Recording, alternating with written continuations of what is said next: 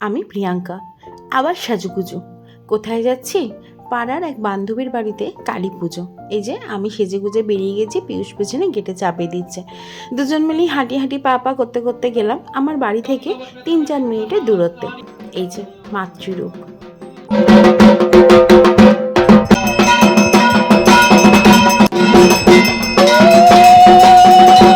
তখন গেছি, পুজো অলমোস্ট লাস্টের দিকে। আর ভোগ প্রসাদে ছিল খিচুড়ি, পাঁচ তরকারি, পোলাও, আলুর দম, পায়েস। উফ, পায়েসের টেস্টটা না জাস্ট অসাম ছিল। তখন করে আমরা কিছুক্ষণ মায়ের কাছে বসেছিলাম। সত্যি ঢাকের আওয়াজ আর এই কালী পুজো একটা অন্যরকম ভাইবস, তাই না? দেখো মায়ের মুখটা কি সুন্দর।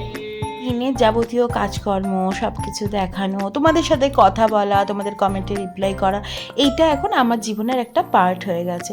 তবে কোনো সাজেশনস থাকলে আমার কন্টেন্ট নিয়ে অবশ্যই আমাকে জানিও কিন্তু।